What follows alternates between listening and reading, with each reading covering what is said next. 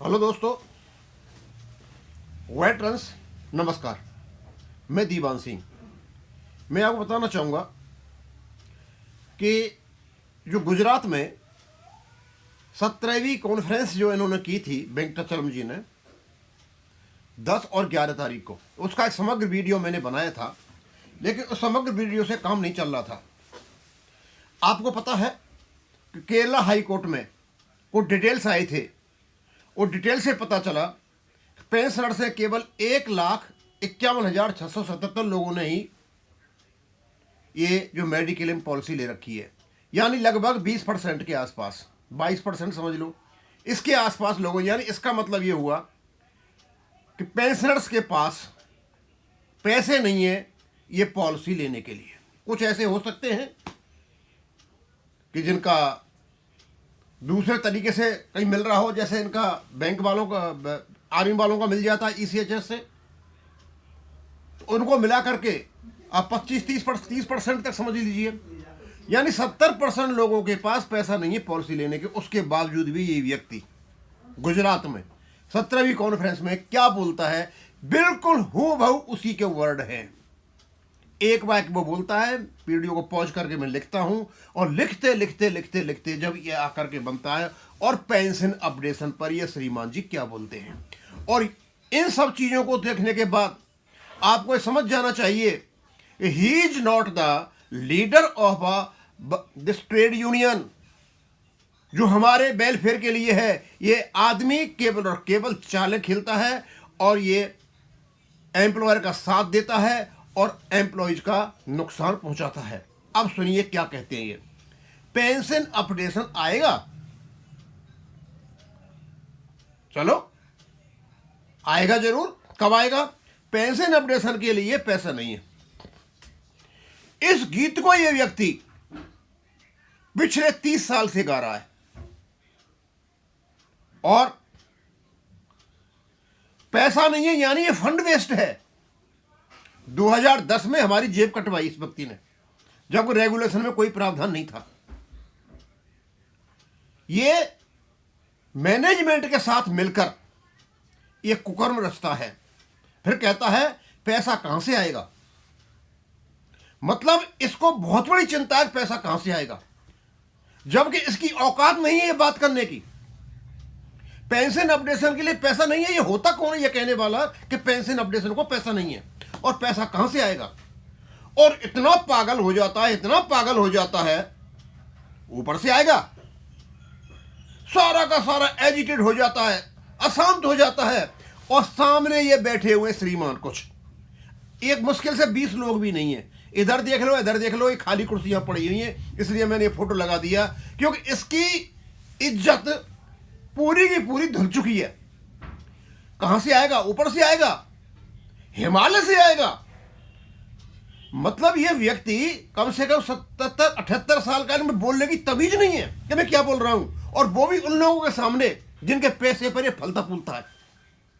आगे बैंक के अंदर पेंशन फंड है, पेंशन फंड के अंदर पैसा डालना है।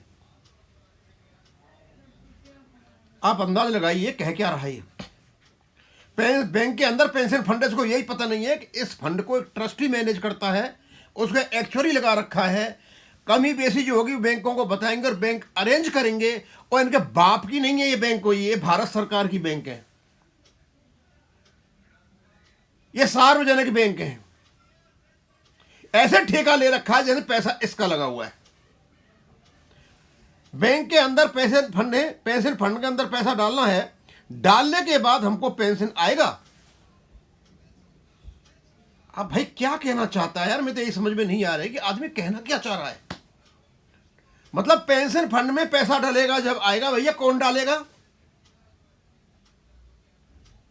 भाई रेगुलेशन तो ये कहता है कि हर साल 31 मार्च को एक्चुअरी इसका कैलकुलेशन करेगा, एवेल्युएशन करेगा, असेसमेंट करेगा, उसकी रिपोर्ट ये जो स्टैट्यूटरी बॉडी बैंक है उसको देगा, और बैंक अपने प्रॉफिट और लॉस जो भी अकाउंट से डेबिट करके यहां पैसा जमा कराएंगे। कुछ समस्याएं हैं, उनको हमने उठाया है।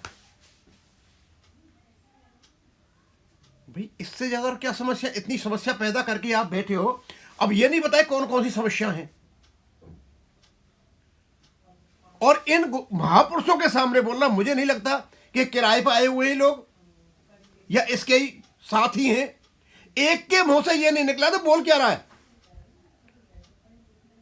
गुजरात से कोई आदमी कह रहा था हमको तो पता ही नहीं था, नहीं बोलने नहीं देते इसको। हम पंजाब से कह रहे हैं, पंजाब में करके बताना ऐसी मीटिंग, चुपचाप भले कर लेना, बत करके बता का कैसे होता, हम जाएंगे, हम बताते कैसे बोलता है।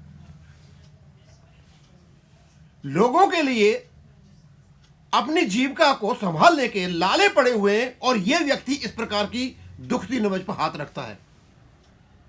दोस्तों, इसके पूरे भाषण के जब क्लिप आ जाएंगे, वही 2 और हैं बाकी, जब मैं एक समग्र वीडियो फिर बनाऊंगा और मैं ये बताऊंगा कि पेंशन अपडेशन रोकने में केवल और केवल एक ही व्यक्ति का हाथ है, उसको वेंकटाचलम कहते हैं। और कमाल की बात तो यह है कि पूरी की पूरी दूसरी यूनियन, यूएफपीओ की दूसरी यूनियन इसके पीछे मुर्गा बन के चल रही है।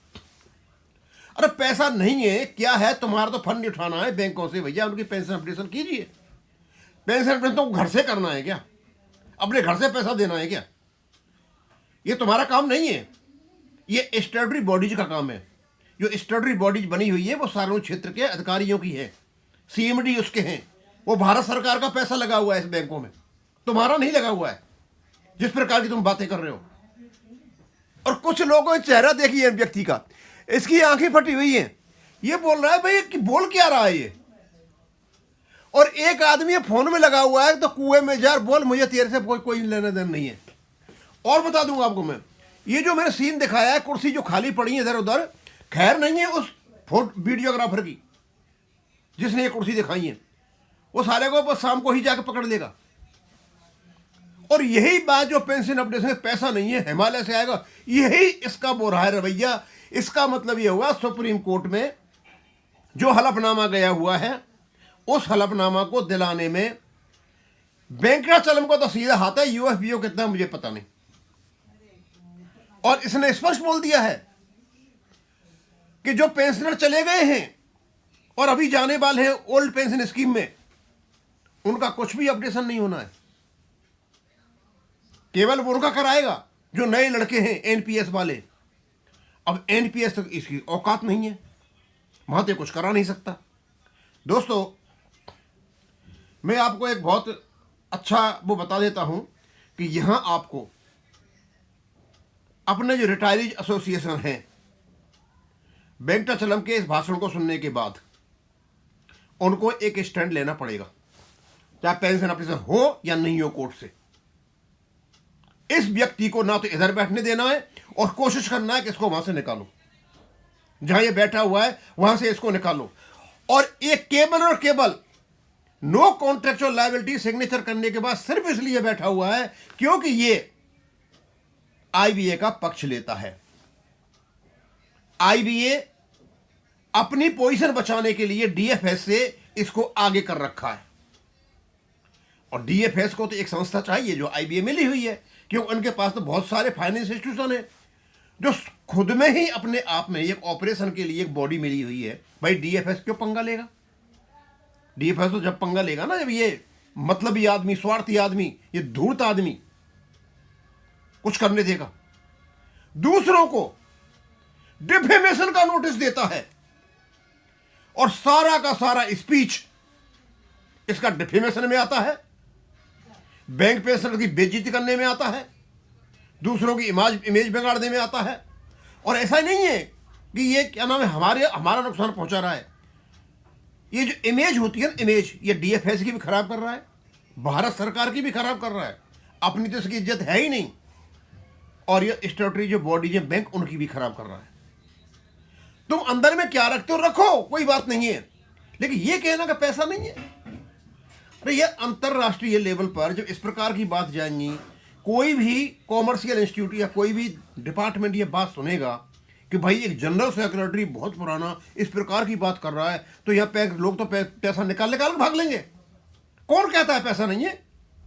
बड़ी मात्रा में हर साल बहुत बड़ी डिविडेंड बड़ी मात्रा में, यहाँ तो थोड़ा सा 1-2% से काम चल जाएगा, भारत सरकार को बैंक कमा करके देते हैं, ये पैसा नहीं है।